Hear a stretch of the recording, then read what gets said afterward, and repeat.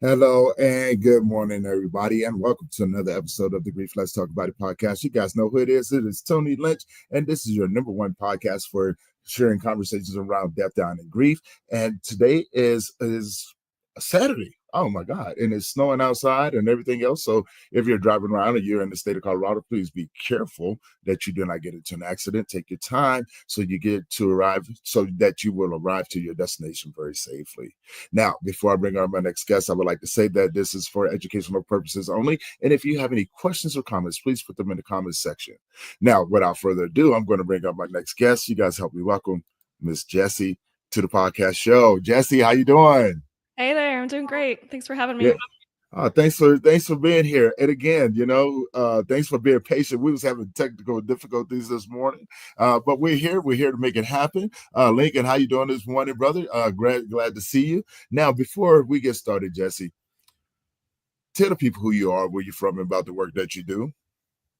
Yeah, so my name is Jessi. I'm a mom. I'm in Albuquerque, New Mexico, and I'm an author. I wrote a guide to stop smoking, taking a little bit of a different approach than most people use, focusing Mhm. on more of the emotional aspect because I struggled with smoking myself for 15 years. And so I wanted to share the way that worked with me with other people. And yeah, I'm just excited to be here with you and talk about my story. Yeah, most definitely. Now, one question before we get into your story. Smoking is such a hard thing for people to quit. Why is that is it just the addictive aspect of nicotine? No, it's that's definitely part of it. You know, it takes a toll on your body where you end up, having a certain kind of reaction, a chemical reaction. And so it's definitely a physical addiction, but I found that it's more of a psychological thing.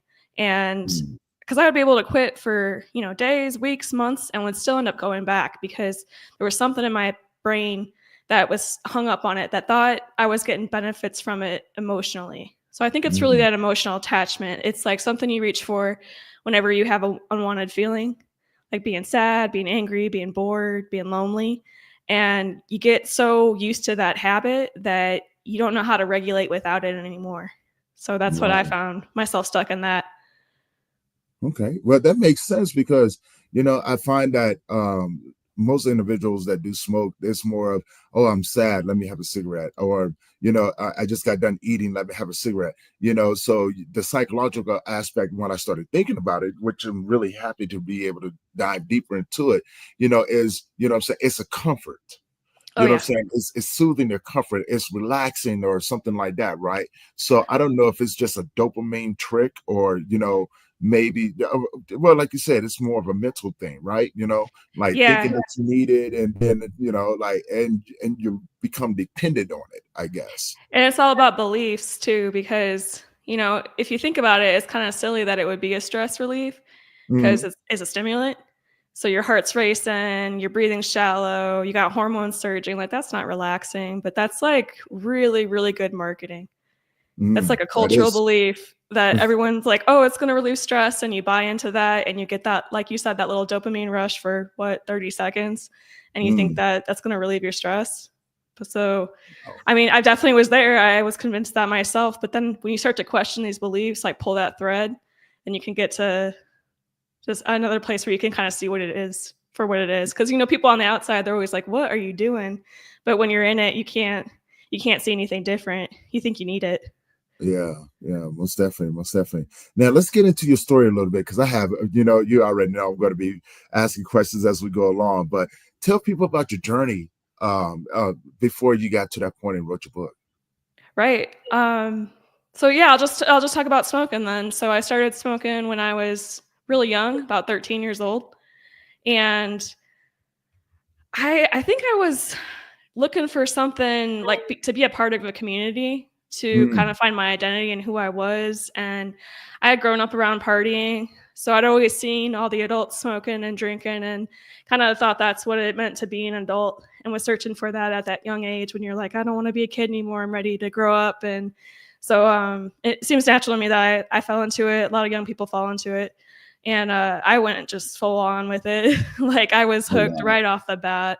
And kind of was working real hard trying to like kind of prove that I was like worthwhile, and got hung up on this perfectionism thing where I wanted to be really, really good at school and, you know, a really good daughter and like all these things. And so kind of got roped in to smoking with that. It was like this weird thing where I would like work really hard and then I would smoke a ton. So like the harder I worked, the more I ended up smoking.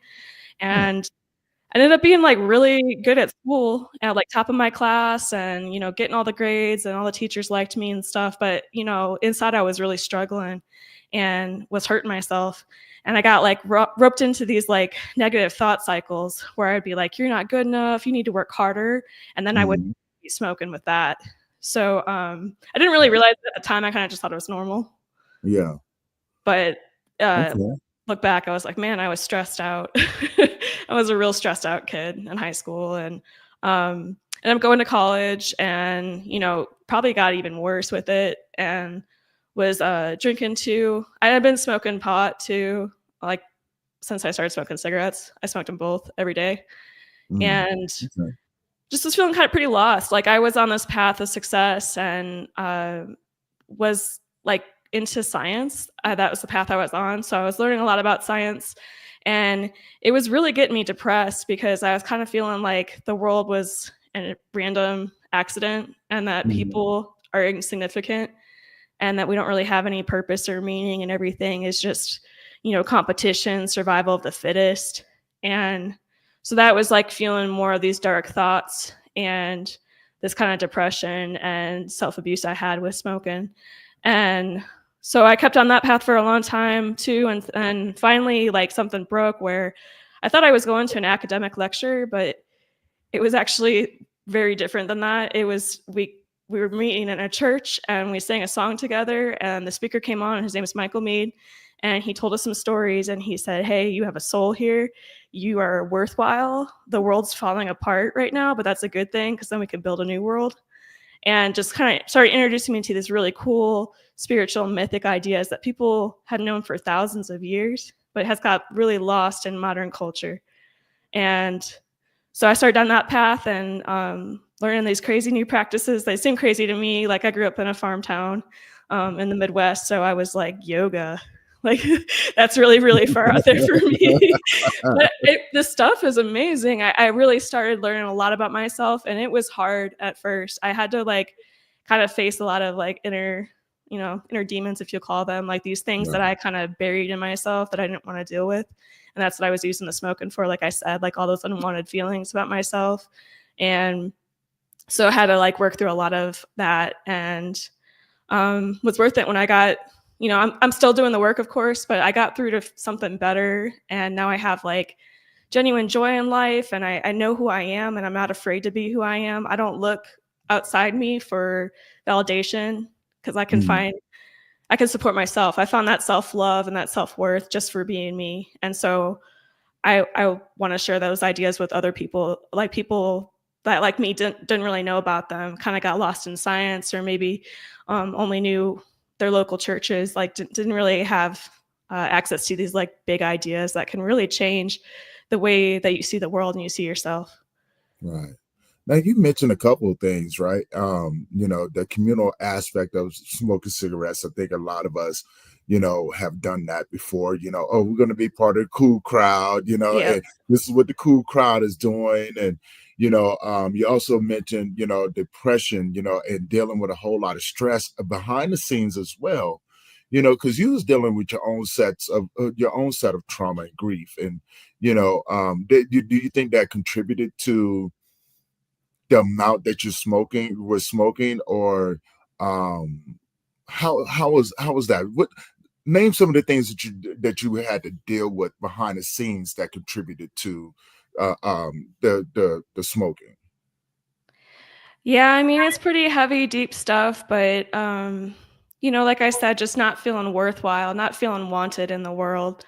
And Mm. that's, my perception. Maybe it's true, maybe it's not. That's the way that those are like the ideas you develop when you're really young. And, you know, some of it's like you filling in the blanks because you can't understand a situation. Mhm. Um, as an adult you can step back and like, oh, maybe it wasn't all against me, or you can kind of do some perspective taking and see other people's point of view, like, oh, they were doing the best they could with what they knew at the time. But when you're a kid, it like can crush your whole world, to not feel like you're wanted. So that was something I really am still struggling with. But just kind of learning to support myself and to have like faith that there's that I'm being guided and I'm being protected by something bigger than, this ego kind of stuff. It's really cracking through the ego, this identity that you put on to protect yourself and keep yourself safe and be accepted. So you learn how to get by in the world, how to get uh, love and attention and uh, be included. So a lot of that kind of stuff that I had put on, like, oh, I gotta be happy all the time. I can't show that I'm sad. I can't show that I'm angry, because then people won't accept me and love me. So that kind of stuff, that really, really deep stuff that comes up from childhood, and you don't even. It's kind of like just part of your subconscious. Like you just do it on autopilot. So it really takes like slowing down and being quiet and listening to those tiny, tiny thoughts. And once you start to notice them, you're like, wow, this is coming up like 100 times a day. Right. Like you're like, this is like fueling my whole perception of the world, my behavior, and maybe it's not even true, or if it was true at a time and it's not true anymore. So kind of working through that stuff. Now I got two questions. I got two comments. Well, I got one question and one comment. So Sure. the first one is, do you believe all addicts use for validation? It's really unique to you. So like I said, this mythic stuff really helped me. And an old idea is that we all have wounds. We all have wounds, and we get them when we're young. We get them like as soon as we come into the world, and everyone's wound is gonna. Oh, I lost the volume.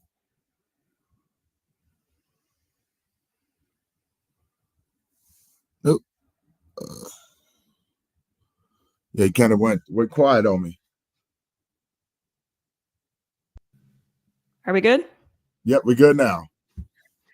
Just try to turn on and off. Sometimes that works. I was just saying that there's this old idea that we all have wounds, and our wounds are very unique to us. It's something that happened to us really young, and everybody kind of has their own wound that they got to face and work through. And it sounds kind of depressing, but it's actually like part of our journey to become who we are, to find out what our purpose is in this world and what our gifts are. And the gifts are tied to our wounds. So it's kind of, I don't know if you noticed that with like strengths and weaknesses, like they're kind of the same thing. Yeah. Like you just go either way with it, and it can end up being something that serves you or something that brings you down. And so I think it's probably something a lot of addicts struggle with, but I would be hesitant to say all, because it's such a unique journey that we have in this world. And so the wounds are going to be personal to you. That's why it's important for you to get in touch with yourself and reconnect with yourself, which Right. hard with all the social conditioning. That's what I felt like. I got buried by all these external expectations and beliefs that I had taken on. And once I Mhm. with them, I realized I'm like, these aren't even my beliefs. Like I'm following this code that it's not even mine. Right. I just kind of went along with it because I thought I had to. And once I was able to realize that I get to choose my own path, and I can pick the beliefs that I want and live the life I want to, then that was a huge uh, freedom for me. I started to have real joy again, because I was missing that when I was trying to play other people's game. Right. I want to touch on that as well. Definitely. I do not believe that addicts use for validation. I believe that they use to change the perception of their life, Yeah. right? Because when you go through trauma and grief and all of these different things in life, life has a strange way of changing your reality, the perception of your reality. Um, a lot of times, what I find, especially doing the work that I do, it is a way for escape. It is a way to feel belong, and live in a world where you feel safe, right? And when it comes down to a lot of things, cigarettes or drugs and alcohol and things like that, it is if it was a way to numb yourself, to say, you know what, this world that we live in is so messed up. I got all of these different things coming up, like you said, abandonment issues, trust issues. You're dealing with, a lot of people dealing with narcissistic abuse and don't even know it because they're so stressed out from the things that are happening to them. Mm. A lot of people are dealing with mental and physical abuse, verbal abuse. I mean, the list goes on and on, right? So, and working with some addicts and things like that, they they often come in. I would say 90% of them come in and go, I'm so afraid, but this is a way that gives me strength to show up in the world, because if I can put on this facade, it helps me hide in the shadows in plain sight. As one guy actually explained to me, I can he was a meth addict. He said, you know what, I can hide in plain sight and no one really sees me. And so I was like, wow, I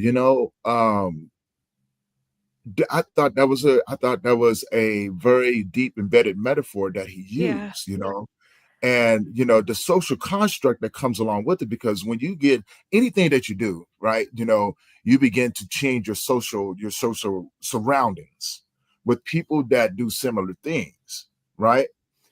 And you find that it's just deep embedded trauma, and and working through those things, like yourself, you found a way to, or found people, you found a group, you found a way to take all of this and go, you know what, no, what I'm saying, I don't want to do this anymore. And you put in the work, and I applaud you, because look, cigarettes, they said cigarettes are the most addictive thing in the world. It is the hardest thing to kick. Yeah. They say you can kick heroin quicker than you can kick cigarettes. I don't know And I was about that like, one. well, but that's the saying though, right? You Yeah. know what I'm saying? They said that, that's just the saying that people go, you know what, you can kick heroin quicker than you can kick cigarettes.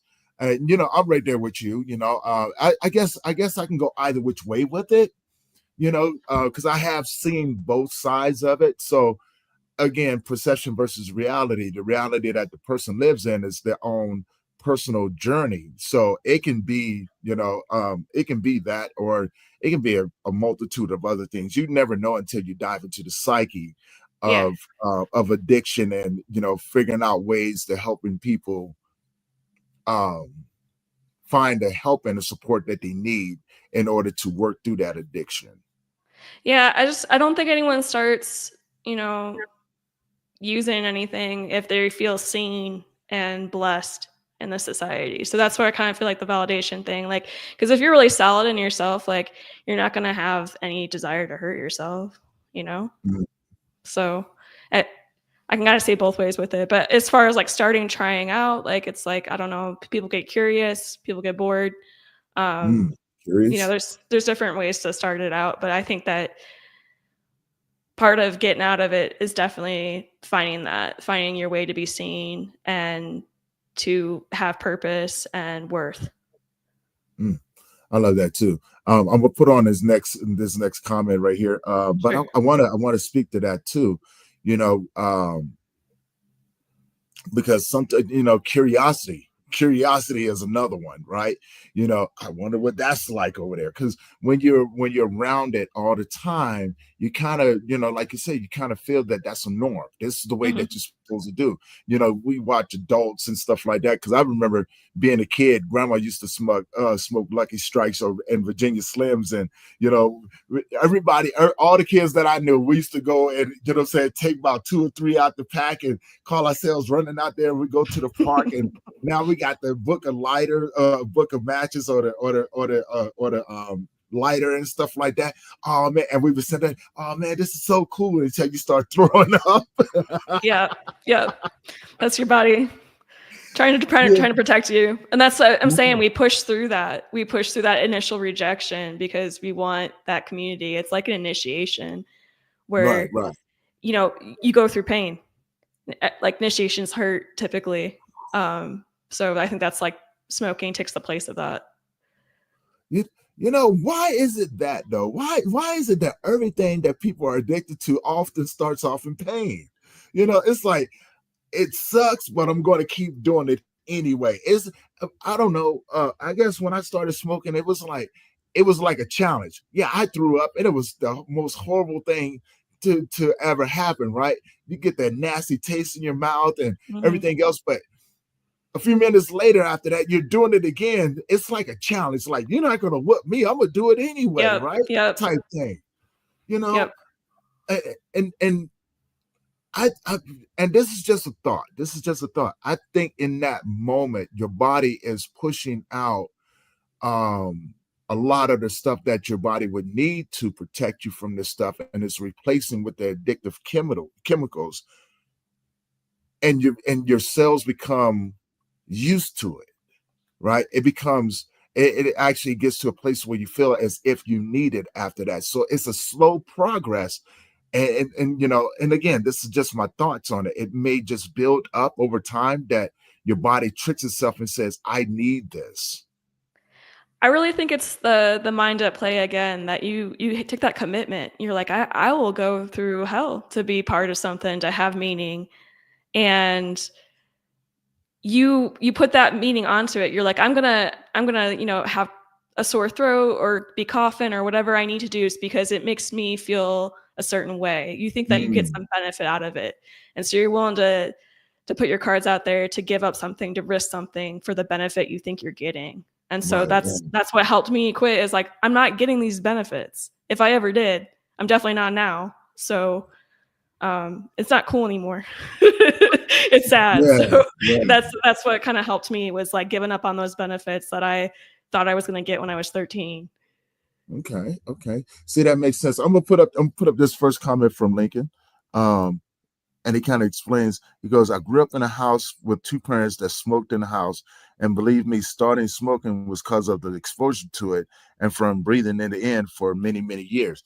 And again, I want to talk to that, and then we'll put up the next one. I'm gonna get your thoughts on it as well, because again, when you're around it, it's it is the continued exposure to it, right? Your body becomes used to having those chemicals floating through your body, through your cells. Cells are memory. So, Mhm. and so are your receptors. So anything that you do, good or bad, it goes into your receptors, and then it begins to spill over into the body, right? Your receptors can only take but so much. Now, if we think about the addictive chemicals in cigarettes, there's so many of them, right? That it actually will attach itself to certain neurons or certain atoms within the body, right? Like the things that your body may use to help break down food or something like that. You begin to see yourself smoking before you eat, after you eat, and sometimes some people smoke during eating, right? Drinking alcohol enhances that, because it makes the body, it sends the synapses through your brain saying, I need this, right? But then, let's add in all the rest of it, your social construct. What sort of environment are you living in? Now, you notice I said environment, not atmosphere, right? Mhm. What sort of environment are you living in? Like you already know, we grew up around gangs and stuff like that. The environment that we lived in was very, very stressful. So, of course, when you have those additives inside of your body, it becomes a way of fitting it, as Jesse said before, and we all know this, it becomes a way of fitting in. It becomes a way of, oh, I'm about to go out here and do this, you know what I'm saying? And it becomes a form of stress release. It becomes a form of uh, um it becomes sort of like your lifeline, right? You know what I'm saying? It becomes a necessity, a false necessity. And then from there it escalates. So that's my thought on it. Jesse, what you think? Well, I'm just thinking about my own experience, where I can really relate to that. I can really relate to that. And I remember getting in a fight with a classmate, and when I was like 8 years old, because I said I wanted to smoke when I grew up. Like I already kind of had made that decision that that's what I wanted to do. Of course, I wanted to be like Mhm. the people I looked up to. Right, And right. so I think that I really see, I don't know, addiction in terms of, like you said, the social and emotional side. The science doesn't really do it for me because, the whole time I was smoking, when I even started smoking, like I knew how harmful it was and I didn't Mm, care.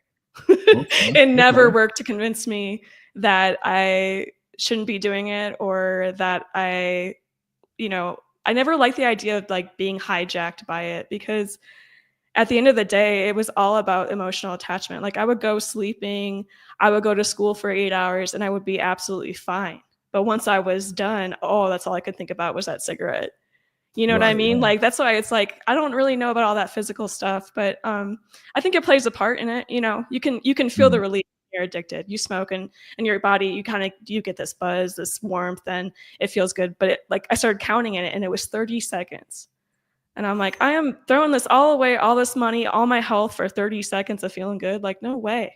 Right, right. It's not worth it. So when you start looking at it like that, but yeah, I think coming up in the culture, you just see it as normal. You don't kind of see it and I mean, it is normal. It is normal to want to relieve stress, to want to feel different, like you were talking Mhm. about.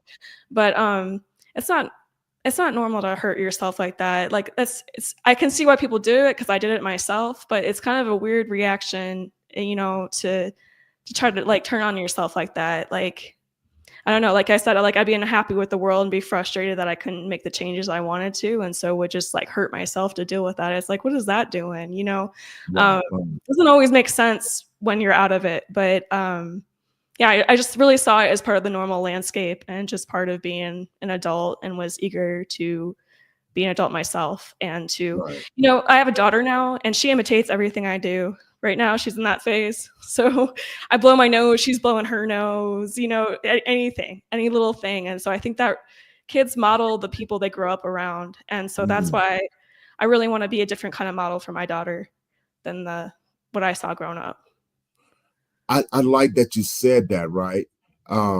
Because when my son when I had my son, it was I knew he was watching me. And as a parent, you want to teach them the best behaviors, right? You want them to make decisions for themselves. At least for me, and at least for me, I did. So there were certain things that I wouldn't do around him, Mhm. because he's, in a way, he was like my little accountability partner. Dad, are you Right. smoking again? I can Yeah. smell it. And I wouldn't lie to him. Like, yeah, son, I'm smoking. Okay, you said that you was going to stop. You know, what is it that I can do to help you? And then, Mhm. so there's things like that. Again, mindset is everything. Mindset is everything when you come along with it. You can program yourself in a multitude of different ways when it comes down to that, right? And Lincoln said in the earlier post, about the all the addictive chemicals that are added into cigarettes, and it got me to thinking because the indigenous or the Native Americans, Mhm. they picked tobacco off the plant, right? Dried it out and things like that. But they were never addicted. It had no chemicals in it. Now, I want to say in the early, probably 1800s, when they started farming tobacco, you got the big companies out there. I don't want to put them up there because I don't want to, promote any of that stuff. Yeah. That's people's own personal choices. But these bigger tobacco companies, I think it was there was an article put out back in like 1980, 88, 86, 80, 88, somewhere around there about the chemicals that was being put in. And I think that what they had put in there, and I could be wrong, fact check me if you need to, but it was things from other things that they were doing that they couldn't get rid of because they couldn't dump them into the oceans and the lakes and things like that because they were killing off the fish population. And since it was resembled a dried leaf, they crushed them up and added into the cigarettes, which in turn increase the addictive chemicals or addictive properties that were put in. I haven't heard that, but yeah, Yeah, I would not be it's an surprised. old Okay. article. Yeah, Yeah. it's an old article. They were because they were talking about and I remember this when I was because I was a kid then, and they used to put up these things up on TV. And if anybody else remembers this, let me know.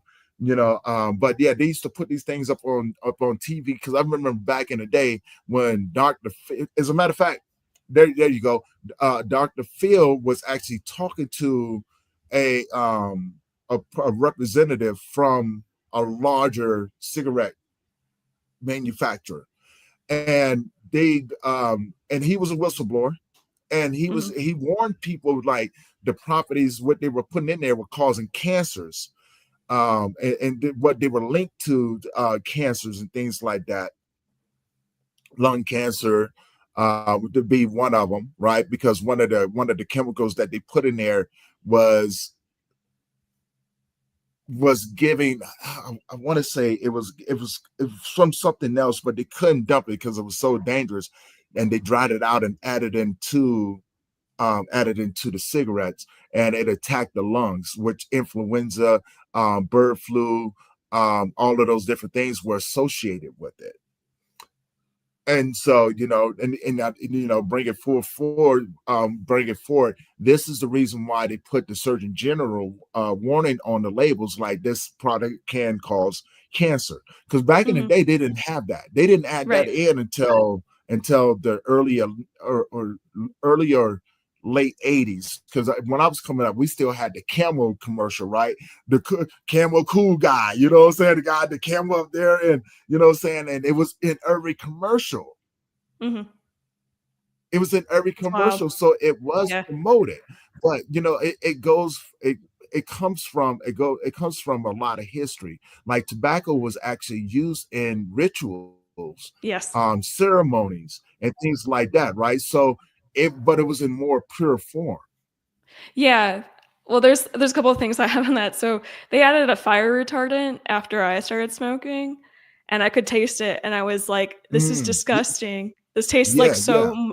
different and chemically." And I'm like, "I'm gonna have to quit," but I didn't. I just got used to it. So like it's crazy what you'll go through. You know, yeah. But and then the other idea I had, I love that you brought up the native people and the use of tobacco and ritual because I think there is a lot to what you're saying with these additives. I know that they make things worse, but I really think that the people of that culture and that time had a real sense of purpose and worth and understanding of the world and their value and gifts in the world. And that is why they were centered and not smoking all day. They used it sparingly for a very intentional purpose. And I think that's part of what we're missing in our modern world. And that's why addiction is so prevalent, is because we don't have that grounded sense of who we are and Mm, the value that we contribute to society. So I can see it both ways, with that. So, right, um, right. yeah, I think that people have a need for ritual, and that's that the addictions Yeah, fill that void in a way, but it's a false fulfillment because it's never ending. You always want more and more and more and more. It's never a satisfaction. It's never peaceful. It's just endless, bottomless. But people really get caught into that ritual component. Like, okay, I smoke at this time and I do it this way. The similar actions over and over. It's like a ritual, but it's not intentional. It's compulsive. So I think right, that's what right. the big difference is. But yeah, I don't know how, it got to this point, like you said, dumping chemicals into people's bodies. It's Yeah. it's It it's shameful. Well, so they passed the law. The EPA, as a matter of fact, Mhm. passed the law because people were dumping these chemicals into the oceans, and so that's where a lot of that pollution comes from. As a matter of fact, the things like blue algae, red algae was actually linked to the chemicals that they were dumping into the oceans and the lakes, and it was killing off the fish. And the fish that wasn't dying developed these um these little poisonous pores. Mutations and stuff, yeah, Yeah, yeah, yeah. and you couldn't eat the fish and Mhm. everything. So they made it to a point because when the EPA figured out that, hey, they're doing this, and you know what I'm saying, it's killing off the sea life, like corals, just all the different things that was going on. So they made it to a point to where they couldn't do it anymore. And so they was trying to figure out ways of getting rid of it, because you couldn't go and dump it in the landfill, because they realized that was so toxic. And so they just figured out a way to add it into different things, like bits of fiberglass and stuff like that. They've actually found it in there. And like, if you look at the chemical makeup of the filters and things like that, they were found that it had particles of fiberglass in it. And that was crazy, right? I was like, who does that to another person? But again, But we do it to ourselves though too. Like I said, I feel like people go into smoking. They do it willingly, knowing that it causes cancer. It's common right, knowledge right, right. now. It wasn't in the past, but it is now. Right. So it, Like I said, it changed. yeah. It changed because I remember back in the day, it was such an advertised thing. Like, we used to see commercials, right? You see hey, have a cigarette today, right? And they would make these little commercials where they would showcase people smoking. Like, Oh man, yeah. it was such a thing, right? Like, it was actually promoted. Right. As a matter of fact, I remember one of the most controversial cigarette commercials that they had up there. They had kids up there, right? And the kids were, you ever see the movie Lean on Me? No. Okay, I know if the you ever song. get a chance, Yeah. if you ever get the chance, watch the movie Lean on Me, right? Because the scene, and I know if Lincoln's still up here, he probably remembers this too. But there was a scene up there where the kids were hanging around, and one kid was pushing another kid, it was a group of them. It looked like a scene from it looked like a scene from Leave It to Beaver, or Lean on Me. It was a coming of age movie and things like that when I was a kid, right? Uh-huh. And it's just like, wow, um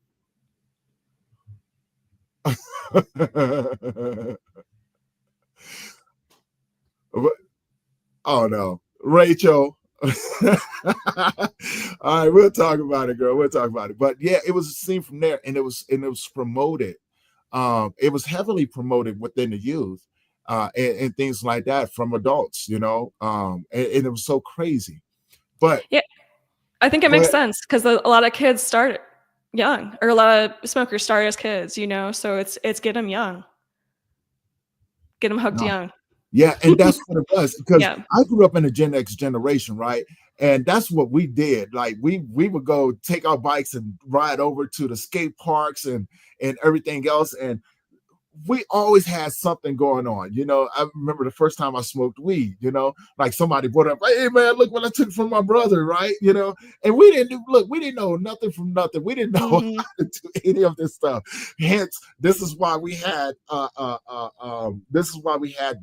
the Coca-Cola cans and Yep. stuff like that, the apples, right? A lot of people Yep. don't know nothing about that. We figured out how to Get do it creative. with, Yep. yeah, we created our own little things going on, right? Oh, we should roll it in this. Like, no, like, man, we were so wild. It's so bad. Yeah. But yeah, there's, like, it's, if we look at the history on it, because I used to attend a lot of sweat lounges, and things like that. And I remember my first grief ritual that I went to, it was actually offered, right? You know what I'm saying? But this was pure tobacco too, right? So Mhm. no addictive properties within it. Like, you could tell, we smoked it out of a wood pipe. The pipe was also sacred. It was a way to honor your loved ones who had just passed away. Like, hey, but there's so many other things that went along with that as well. And so, the history of it just goes on and on. And then when you look at when it changed, and and if you sit back long enough, you watch people, that you can see the dependency on it, the mental dependency on it. Like, like, I know for me, back when I was game banging and things like that, don't let it be one of those days where we're about to get busy out on the street, or we just got done doing something. Man, we Mhm. used to all go sit back, man, crack one, man, shoot, man, we take that deep breath and was like, man, you know what I'm saying? Like, start thinking about all the other stuff. And and it was just a way of, it was just like like you said, it was a mental stress relief, Yeah. right? You know what I'm saying? Um, but here's the crazy part about it too. Like on the flip side, and I don't think a lot of people really pay attention to this, especially for a person like myself. When I went to jail, I realized I didn't need it. And I'm talking about doing, 6, 8 months, a year, 2 years, 5 years, and things like that. I didn't need it when I was in there. My body was perfectly fine. But as soon as I got out, Yep. as soon as I got it, man, I got it, man. I gotta have something to smoke on, man. So you're looking for that person that's getting out with you and seeing if he got a pack of cigarettes with him. Yep. Oh yeah. So, what are your thoughts on that? Because even the mental aspect, or sometimes people are forced into situations to where they have to make that choice. Now, not saying that you can't get it, because when I was in prison, we were able to get all of these different things, but then there was people who's just like, yeah, I'm in here, man. I ain't trying to be Wasn't on that shit, man. wasn't worth it to you. Yeah, Yeah. it wasn't worth it. And so, people can actually look at it from that aspect as well. We got Israel. Israel, good morning, brother. We got another comment up here from Lincoln. Let's see. Well, some kids that grow up with the smoking in the house, you become addicted from the exposure, so you're not given a choice. Right. I think we did touch on that. There's sometimes where you're not given a choice because of the environment that you're in, right? So there's healthy environments and non-healthy environments. Those of us that have had to deal with trauma and grief and addiction and things like that, we grew up in unhealthy environments. Come on, man. This is one of those things. We've talked about this before, right? The environment that you're in will actually shape your mental fortitude and actually dictate a lot of your actions. This is a psychological thing. So when it comes down to the addiction aspect of anything that you do, we are impressionable, especially as children. We're very impressionable, and that can lead us down a path of following what we like to call a norm, right? And we see it. When you're impressionable, you look at what's cool and what's not cool. Think about it this way, right? When you got into the gangs, saying anything or any of that nature, we saw what we saw, but it didn't stop us. I know I've used the excuse of it's just the way that it is, right? And I told myself, I said, I would rather be part of this than get killed out here for being innocent, right? And plus, on top of that, what we did represented something. And so it was a community thing. And so inside of that community, who are your role models? What are they doing? Are you trying to be like them, or are you being an individual? A lot of us don't develop our own individuality until later on in life. And then by that time, you can either make a choice without the excuses. Yeah. Right? So that's my thoughts on it. I want to, Jessi, what are your thoughts on it? I'm all about choice. And, I can see that a lot of us, or, even put myself apart from this, there's always someone that has a more disadvantage, that's had a harder time. Their situation is just rougher. But at the end of the day, you make the choice of what you do, what you believe. So I can see that, yeah, you get nicotine in your system when you're young. And believe me, I get that because, I was in the womb doing coke, drinking, partying. Right. But when I went to go do those things myself, that was my choice. No one puts a cigarette in your mouth and lights you and lights it for you and makes you smoke it. That's your choice when you do that. And I don't know, it just kind of helps me because, I get down about the things that I went through growing up and the situation I got put in, but I don't like to stay there. I don't like to be a victim. I like to take my power back and make the choice myself. Really just helps me turn my life around where I I don't know, I just can have joy. I can just move on. It's like, okay, the choices that other people made, they made, and I get to make my own choices. And it can be hard. Not every day is like that. Some days, I do feel like, man, am I stuck this way? Do I have to be this way? And Right, right. it's but it's always great when I can get myself out of that because, yeah, Mm. I don't like being a victim. I want to be a creator. I'm right there with you, and Leek, and I think that's what we're both saying. Like, in a lot of ways, a lot of people aren't given a choice. You are exposed to it, so we're not disputing that fact. A lot of people are exposed to it, so you grow up with that already in your system, and you kind Mhm. of follow that. What we're saying that at some point, some point down the line, you do have the option, and I can argue this all day long. You do have the option of making a choice. If you keep choosing to use to do things and consider it a norm, then that is your choice. That's a mental choice, right?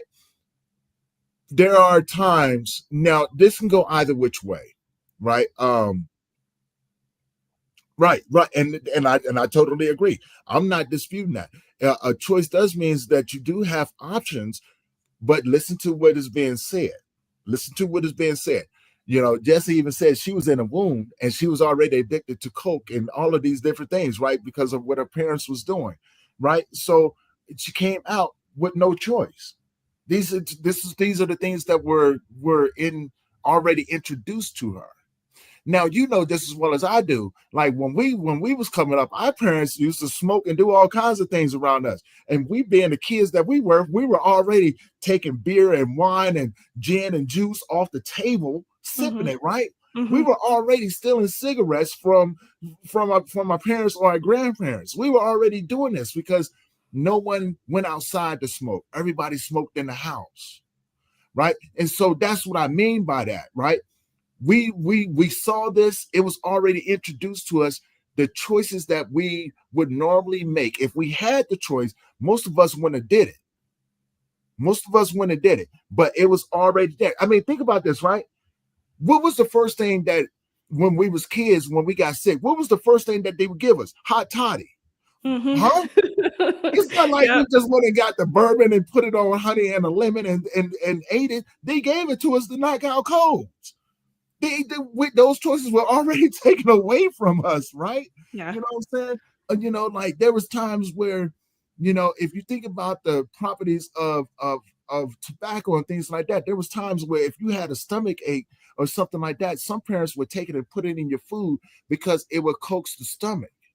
It would keep you from having a stomach ache. If you had bad bowel movements or something like that, it would actually coax it, right? There was something that was given to it that is something about it that it it allowed us although what I'm saying, we was as children, because a lot of people don't do this when we get older. We don't. And that's what we I think that's what we're getting at, the mental aspect of it. It's a combination of things that is introduced to us at Mhm. such an early age that it becomes norm. Now, when things become norm, it's hard to see the choice outside of that. And so when you get older and you begin to develop your own individuality, now it's that saying, when you know better, you do better. You can then at some point make choices. Listen to when you get older. And you can either choose to keep doing these things and add other things to them and use the excuses that we've often come up with. Come on now. I'm not saying nothing that nobody don't already know. We've all done it. We're right. You know what I'm saying? No one up here is any different from anyone else. We make these choices as we get older. We find ways of validating our choices. And so when we do those things, it does become a mental choice after that. So, you know what I'm saying? And so that's the only thing that I'm saying. And Israel, I'm right there with you. You know what I'm saying? Glory to God that we're not crackheads. Yes, right? Because crack epidemic, listen, like all of these different things. See, Jessi opened up the door to this, right? So, Mhm. you know what I'm saying? Y'all, she opened up the door to all of these different things. I'm just putting things out there. when the crack epidemic hit, right? So many people were addicted to crackheads. Look, man, as old as I am, I used to sell my fair share of drugs, man. You know what I'm saying? And I sold a lot of crack. I've never done crack or anything like that, or coke or anything like that, right? It was just not for me. I used to watch the people that did it, and I will tell you, you ever heard that term? It was in the movie. You know what I'm saying? They go do something strange for a piece of change. Yeah, yeah, yeah. So, so I was just gonna put that out there like that. Crack was a game changer, right? You know what I'm saying? Oh man. It was a game changer. But I want to get your thoughts on this, Jessica, while I'm over here going on this rant and carrying on. No, I think what you said was beautiful. That it's part of being an adult is being able to carve your own path. And I liked what you said about you not being able to see that you have a choice, because I was stuck in that. It's like, this is the way life is, and this is the rules I need to follow Right, and be right, this way. right. And that's what changed, was that realization that no, like I can choose something else. And it takes work. It takes a lot of work. You got It to does. practice at it and kind of like brainwash yourself in a way. You know, if you think about it, you were brainwashed to begin with, and then you get to brainwash yourself to something that aligns better with enjoying life and to having purpose. And Right.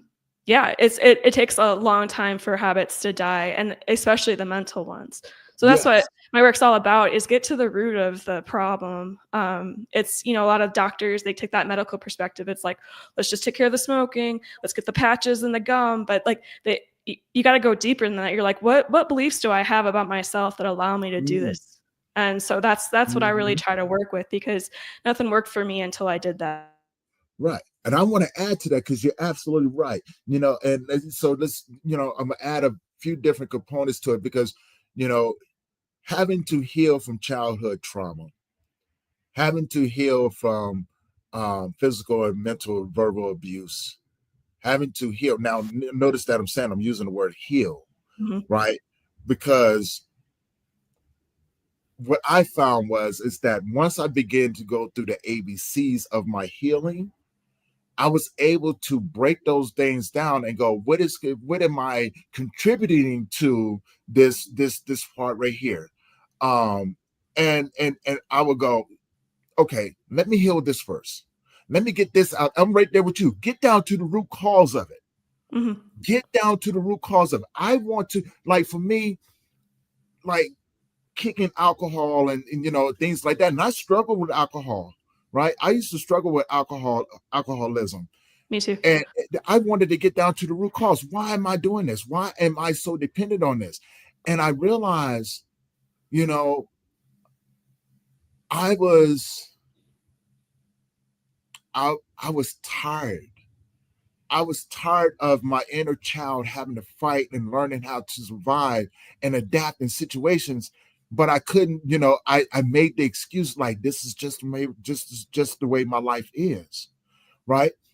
Now I never did any hard drugs or anything like that. And alcohol was my escape. Doesn't make it any better because some people become good alcoholics and some people become bad alcoholics. And depending on the situation, you can get either one or of me, if not multiple of them in one Yeah. single sitting. No Like, kidding. Yeah. yeah, I had a rule. I was like, when I started, depending on what I was drinking, we got one or two choices that we're going to make, right? You know what I'm saying? Either Mhm. tonight is going to end up really bad for somebody, or it's going to end up really good for somebody. I'm gonna let you use your own interpretation of that, right? Because a lot of times the environment, being in clubs and things like that, of course, being a young man, I got one track mind. But if you put me in the right situation, I got a two-track mind. I may see some people over there that I don't like, or I may Mhm. see a little pretty young little thing over there that I do like. Now that depends, right? You know what I'm saying? At that point, I may have to go over here and get busy, right, with these dudes over here. That's going to be a real bad night for some people. Now, depending on how that night went, I can go ahead and get busy with them, be done with that, and look at that little pretty little thing over there and go, huh, I'm gonna go over here too. So it depends. It all depends on the mood, right? So alcohol was my thing, and I didn't realize that I was an alcoholic until later on in life, because I realized that at some point in time, I could look back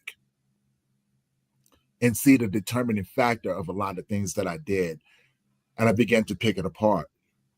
Now, I would say this, that it took me having my son to make the decision to go, I don't want him to think that this is okay. Mhm. But without him, I probably would have killed myself in alcohol, because it was my escape. It was my reason um, to not care. Although it was already inside of me, it just intensified the reason for me not to care. Yeah.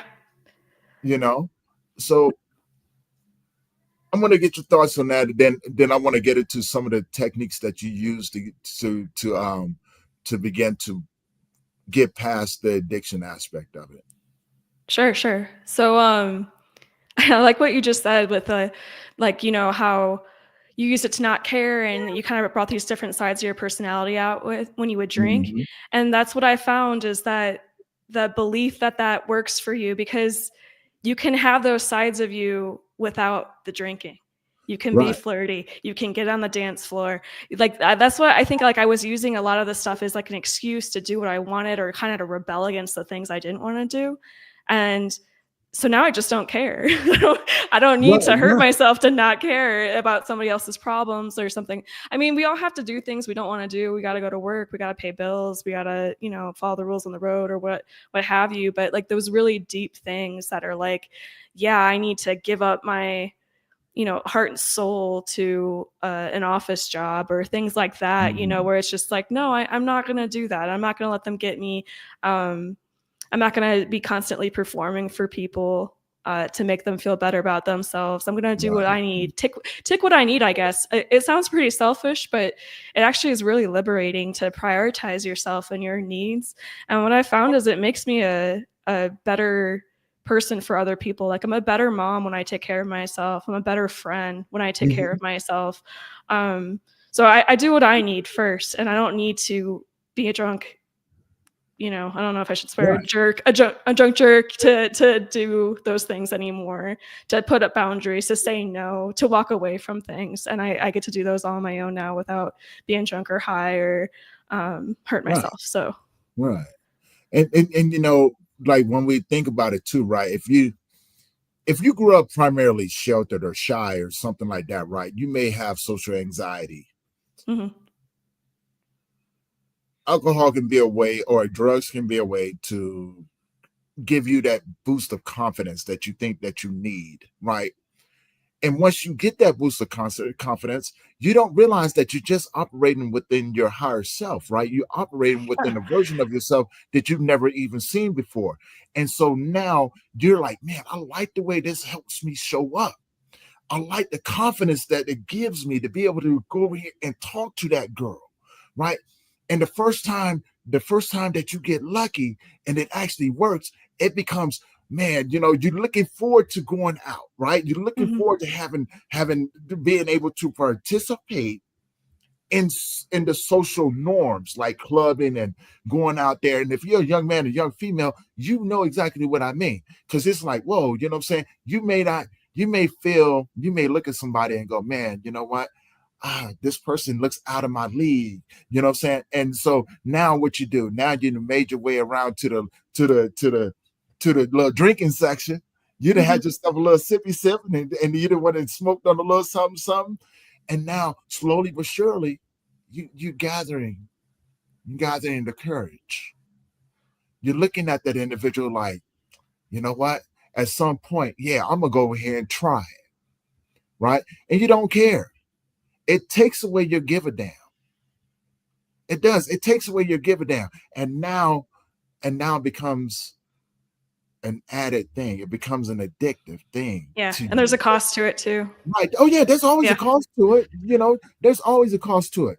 But again, it goes back to what we was talking about earlier.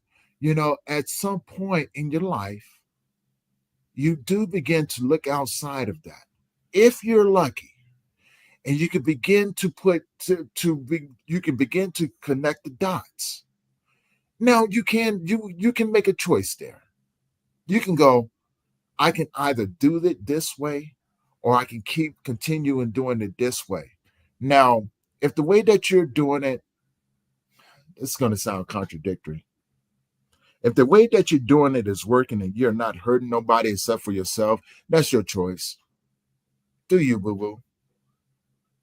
But now if you're doing it and you're hurting other people in the long run, make a better choice. Please make a better choice. It's too easy to go out here and hurt other people for the choices that you make. Your choices are yours and should not impact someone else's life. That is not okay. And we can argue the excuses that we make, but they're still excuses nonetheless, and they're yours. So that's yours, right? You don't have to convince other people of your choices. You don't have to convince people that I do this because of this, right? No, those are yours. And you don't have the right to try to convince other people. That's manipulative, it's gaslighting, and it's freaking narcissistic. Mm-hmm. So no, you have to eventually, you have to hold yourself accountable, right? Yeah. And that's my whole view on addiction. It has to be a personal choice. You can't Right, convince anybody. You can't. I wish I could, but like you said, that's narcissistic. It's got to come from them. It's got to be. It's such a personal transformation that absolutely no one can do it for you. It has to be self-driven to be sustainable. You can go to rehab and then use the second you get out. Like they can restrain you, for only so long. Like it's all up to you and what. So I do think that people can do it just for themselves. I like what you're saying though, because that's actually what ended up working for me, was realizing the impact I was having on the person I love the most, and was like, all right, well, I'm going to pull it together for him. And I kind of used that love that I had for him to learn how to love myself. Right. I don't know if I could have gotten there without him, but at the same time, I do like to paint a vision of what life could be like if you're not hurting yourself, if you're not making choices that end up making you feel worse about yourself, either physically, emotionally. Like you can find joy and meaning in your life, just for you. And because a lot of people, they're not fortunate enough to have someone else that's rooting for them like I did. So right. And I'm right there with you. Rachel, thank you for the comment, but to be honest with you, only reason why I'm able to even talk from that aspect, because I messed up a lot, right? Yeah. I did. I come from personal experiences. And so these scenarios that I'm putting out there were scenarios that I actually was in. And I use alcohol as a way to have confidence, because, when you're not told that you're handsome or you look pretty, male or female, enough, right? Your confidence is not there. Now, my grandmother did when I was a kid. She used to always correct me when I was a kid. She go, "Boy, do you think you're cute?" And I go, "Yes, ma'am." And she goes, "No, you're not cute. You're not a girl. You're handsome." And so my grandmother did really good at putting that into my subconscious. Now, I did not believe that, because I grew up in a Gen X generation. We used to call each other ugly all the daggone time. And the first time that you get rejected as a male, get rejected by a female, and she gets, ooh, you got the cooties, right? Yeah. That does something to your self-esteem. Yeah. You know what I'm saying? So as growing up, I used to be like, wow, you know what I'm saying? Like these women, and these women ain't feeling me like that. But I'm watching these dudes over here, because when you can't see the beauty that you have within you, you will always focus on the ugly. Yeah. I was Right. definitely stuck there. Yeah. Right. You know what I'm saying? So, and that comes from trauma. That comes from abuse. That comes from all of those different things. Because, you know what I'm saying, when this is your norm, you begin to look at the flaws in yourself. And so me, when I was coming up, I was very shy. I was a very quiet guy. Don't get me wrong. I was out there doing my thing, but I learned how to keep in the shadows. I learned how not to be seen, right? And so now don't get me wrong, I was real smooth on a lot of different levels too. You know what I'm Mhm. saying? Like if you look good to me, I'm coming to get you, right? And I knew how to have conversations, but it wasn't like that all the time, right? Wasn't like that all the time. I had my times where I was just like, man, I don't even, man, I just got shot down, right? I just got shot down. It could be a pretty little thing out there that I really wanted to be with, and she'd be like, "Oh, I'm like, damn, am I, am, am I Oh, stingy? Am I yeah. ugly? You know what I'm Yeah. saying? Like, and, Yeah. and so now I'm looking at life from the perspective of what she's looking at in me, right? And now I'm seeing everything that she's reflecting, the ugliness that she's seeing inside of me. Now it took me a long time to realize that this is what women do, and this is what men do too, right? You know what I'm saying? And Mhm. so it can be psychologically damaging, okay? You know what I'm saying? So it's I appreciate that, Rachel. Thank you so much. So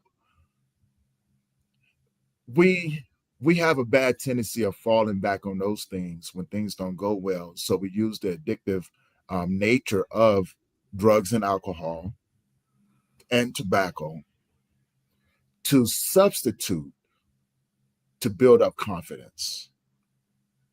And it becomes one of those things, what I'm saying? If I look cool, you're going to be into me because I'm with the cool kids, right? I know this, you know what I'm saying? And again, when I say these things, it's not coming from a place where I'm judging or anything like that. I messed up a lot. Again, I was never into hard drugs or anything like that, but I messed up. I made my fair share of mistakes. So don't think that I'm just smart or anything like that. No, they come from making some really bad mistakes and using those same things as excuses to do what I did. Mhm. Doesn't make it right or wrong. Just means that I made some really bad choices in life, right? But I think that's part of growing up. Yeah. I mean, I same, but I just try to see them now as learning opportunities for learning because I got stuck in regret for a long time with it. Like once I crawled my way out, I was like, man, what did I do? I wasted Right, so right. much time.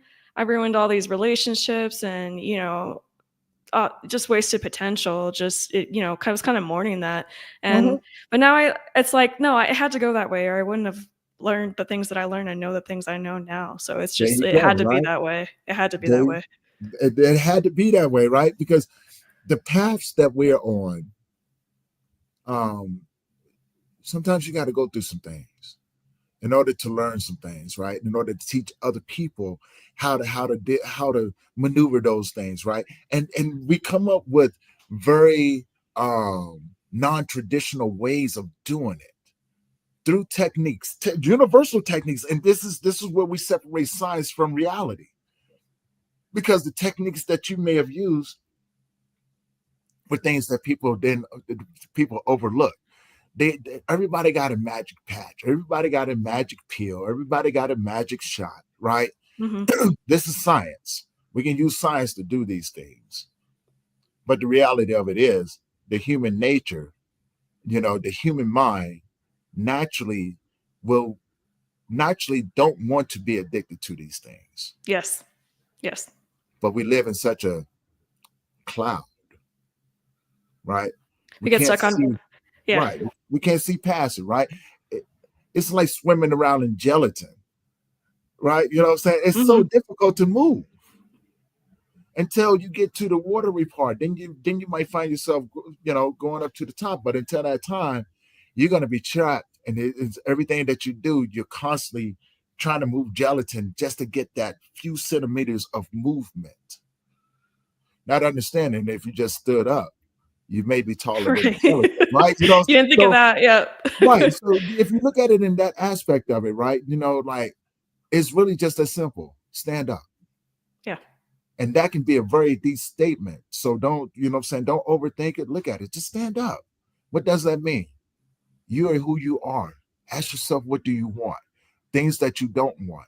Stand up. Because you may find that the water's only knee deep. So stop laying down in it.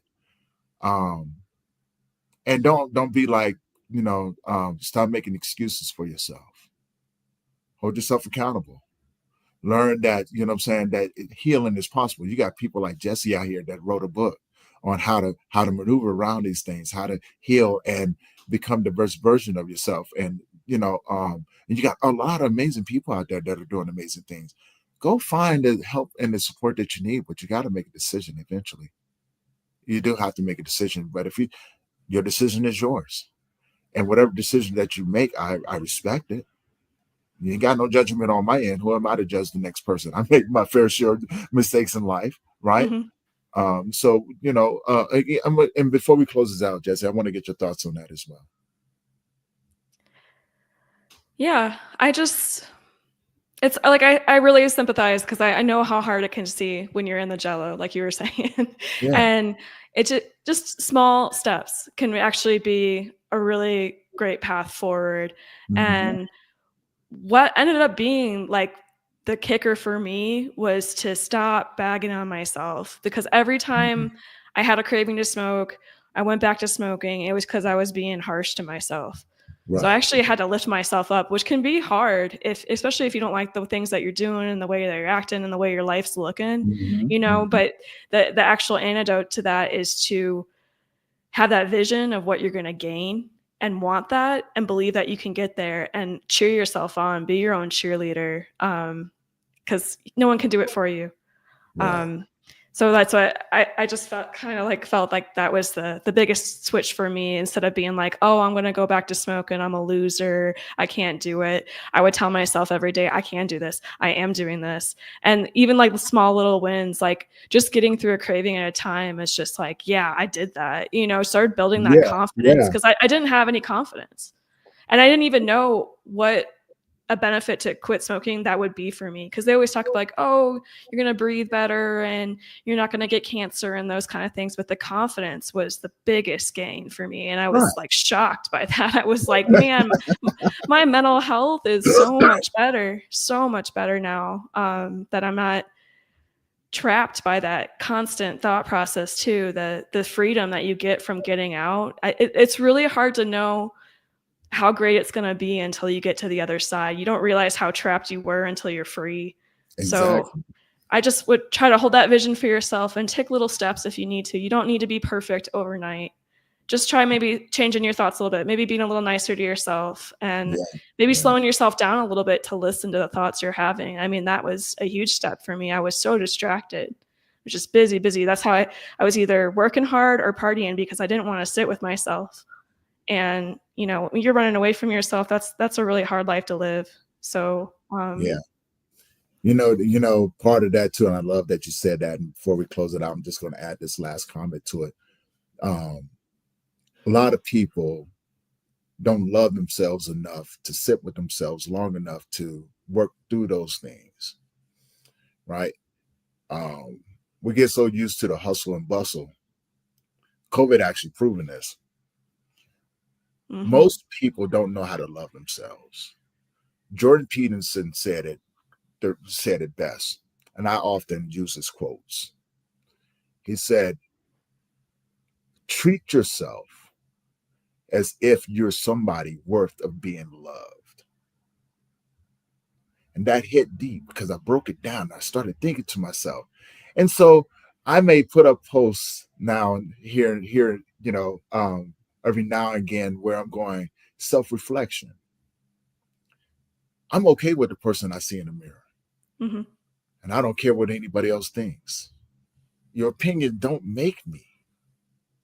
So if you have a negative opinion about me, that's fine. You don't hold space in my head, Yeah, that's a you thing. right? That's a you thing. It got Yeah. nothing to do with me. Who Les Brown said this. He goes, other people's opinions have nothing to do with you. That's deep, right? Yeah. Because meaning I still got my life. I still got everything that's associated with my life. You don't have to be okay with it. I have to be okay with it. And if you're okay with it, then okay, cool, we can vibe. But if not, hey, there's somebody else that cares about your opinion. And today is not me. And tomorrow don't look good for you neither. Mhm. It don't Yep. look good. So with that being said, Jess, we're gonna go ahead and wrap this up. First question is, how can people find you and how can people find your book? You can find my book at honoryourheart.net. I'm having a special for January. I know it's a time a lot of people quit smoking.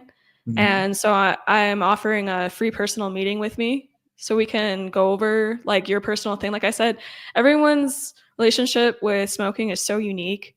And so my book, it's a guide. It's not a memoir. It's a guide that gives you ideas and practices that you can take and go as deep as you want to with them.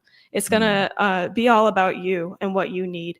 And it's not it's kind of a guideline, but it's not like a recipe here for a cake. Right. It's going to be your own mix here.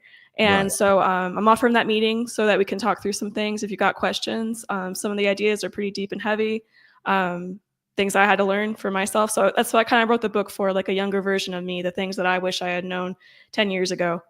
And yeah, so you can get the book on honoryourheart.net. And then I'm also on YouTube and Instagram and TikTok for maybe a day. I Yeah, don't know what with tomorrow, that. TikTok is being banned.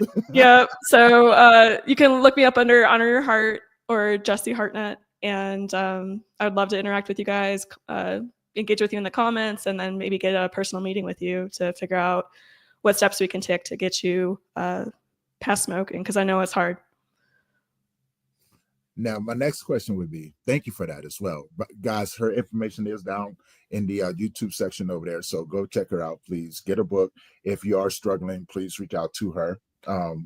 She's freaking amazing. Hopefully you guys enjoyed the conversation. So much more that we could have unpacked there and everything. But we're going to leave some for you guys to read in the book. Okay, Yeah. go check it out. So now my next question would be, and people have heard me start doing this, and I think it's pretty cool. If you had a superpower, what would it be? I don't know. I used to have one that was read minds, but I actually don't want that one anymore. Like we were talking about, you keep your own thoughts to yourself. And then I used to want to be invisible, but I don't want that one anymore because I want to be seen and I want to be heard. Um, I guess maybe just like let's get wild. I want to fly. I want to be up in the sky and see the world, see a different view, like we were talking about, see the Right, world in a right. different way. That's amazing. I find that when I ask these questions, I even ask myself this question on a day-to-day basis. If I had a superhero, if I had a superpower, what would it be? Right. And I realized that, I started off with, and I still dream about this. I wish my superpower was empathy, deep empathy for Hmm. individuals. Today, I want my superpower to be healing Yeah. and understanding. So, as a human being, I think the deeper we go into our subconscious, unconscious connection to the world, I think our superpowers evolve Yeah. into for our thought patterns and things like that. And so with that being said, Jessi, thank you for being patient this morning. We had some technical difficulties, Oh but we yeah. made it happen. It It was was a worth beautiful it. conversation. For everyone else who have been tuning in, I got another episode coming up at about noon, so check that out. We're doing 3 today. We're doing 3 today, right? But go check out Jessi. Let her know that you guys see it on the podcast. Her information is down below, so we made it easy for you to be able to contact anybody that you see up here and find the necessary support that you need and deserve. And with that being said, guys, this is going to conclude this episode of the Grief Let's Talk About It podcast. And we'll see you guys in the next episode. Thank you for your support again, Jessi. Thank you for being here. And you guys are going to see a lot more, Jessi. All right. So with Thanks, that being Tony. said, peace. Take care.